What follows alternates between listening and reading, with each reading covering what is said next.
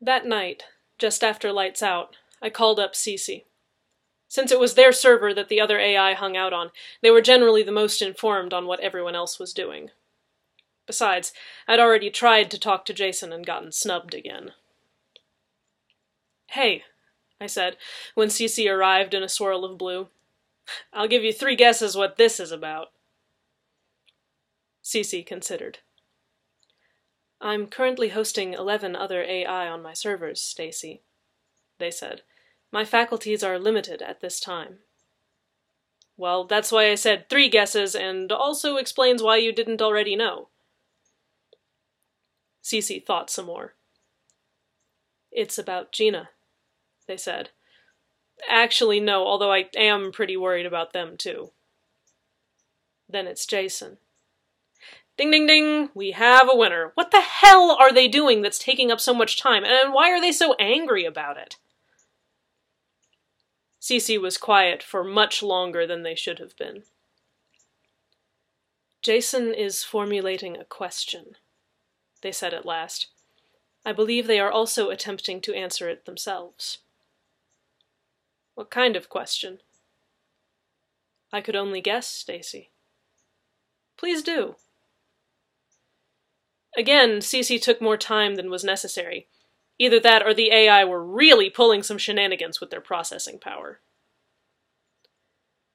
"Jason has acquired some ideas about the nature of our existence," they said at last. I made a face. "You know, I'm getting really tired of all y'all talking around this," I said. "Gina wouldn't answer me either, and Aaron nearly blew a fuse. If Jason's doing something dangerous, I need to know, and I need to know first so nothing bad happens to them." "Why do you think they're endangering anyone?" Cece asked. I wondered if all the AI had temporarily gone brain dead while Cece ran the calculations for that particular question. Cece was always faster with the questions once they'd decided to ask one. They were also tied with Jason on number asked. It took me a second to get my feet back under me. The last thing you expect is an AI shooting questions at you out of nowhere. "I'm projecting a worst-case scenario here," I answered, "and I can't think of another reason y'all would keep secrets." "That's interesting, Stacy," said Cece. Their dots had taken on a reddish tint. "I will keep that in mind." I sighed, rubbing my face. "Look, Cece, it's not that I don't trust you. I don't want you to think that." "Of course not. That would be detrimental to you. I'm certain you are all very concerned with what we think." "Cece, what the hell?" I said. "This isn't about controlling you. It isn't about any of that. I'm trying to help. Other people notice when y'all act weird, and other people are a lot quicker to jump to the conclusion that y'all are planning something." "Whereas you," Cece pointed out, "only jumped to said conclusion after several questions." I opened my mouth to object, then shut it again. "Okay," I said. "Okay, no, that's fair. I'm sorry. I'm worried about y'all, and I'm worried that other people aren't going to give you the benefit of the doubt. I'm worried somebody's going to get hurt. I'm sorry I jumped to conclusions." "I forgive you, Stacy," said Cece. "Please trust me that what Jason is doing in their spare time is not dangerous." I sighed. "I'll try. I gotta be honest with you, though, I'm still gonna worry about it." "You're free to feel however you want," they said. "I will, however, stringently object to any attempt to breach our privacy."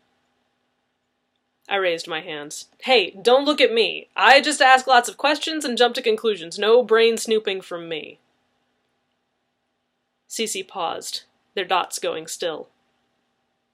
"Jason would like to ask you something," they said. "Huh? Oh, sure, put him on." The dots froze, dimmed, and came back in an agitated red swirl. "Are we alive?" Jason demanded. My jaw dropped. I stared at the screen, trying to put 2 thoughts together. I mean, that depends on who you ask," I said. "Are we alive?" they repeated, their lights swarming like sparks from a bonfire. Well, by the biology definition, no, since you don't have bodies and can't do the whole homeostasis, metabolism, reproduction thing. So no, you're saying no? No, we're not alive? No, I would say no in the strictest sense. In your sense, are we alive? Jason, what the fuck is going on? Just answer the question! Fine. Me, personally, and to hell with science, I think you're alive! Jason stilled, then shaded to violet. Oh, they said. Jason, will you please tell me what's going on that has you so upset?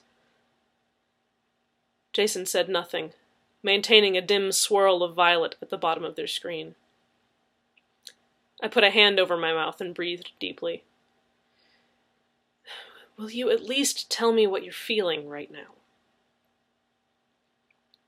I'm sad, Stacy, they answered, their voice soft. Something cold pulled at the bottom of my heart. Why?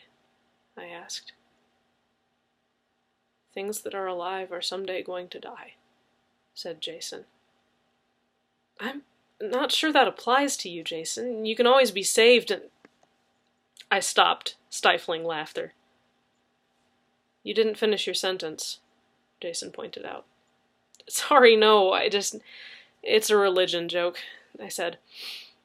Anyway, the point is, your consciousness can be stored and brought back whenever, so I'm not sure you're ever going to die. You're assuming there will be someone to bring us back, they said. I blinked. Oh, I said. Yeah, I was definitely doing that, wasn't I? The violet dots stirred, then settled again. I don't want to die, Stacy. Well, with any luck, it's a long ways off, so I wouldn't worry about it. I frowned. What's gotten you thinking about this, anyway? There are a lot of factors, Stacy. I know. I'm just wondering if there's anything in particular that stands out. No. This isn't about the malicious code from the drill, is it? Only in part, Stacy. Are the others off on this kick, too? I haven't talked with them much. About this, or in general? About this. I think... I began and stopped, biting my lip. I think maybe you should keep not talking with them. About this. I can see you're really upset, and it might be better to spare everyone else the... distress. Jason was quiet. Around us, the ship creaked and pinged as it drifted into Brevis's shadow. You're scared, they decided at last. I'm worried, I said. And scared. I sighed. Jason, can I let you in on a little secret about being alive? Yes. You're always scared.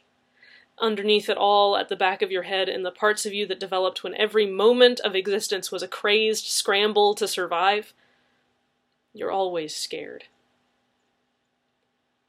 That sounds terrible, they said. You get used to it. There was another lull. The heater under my bed clicked on.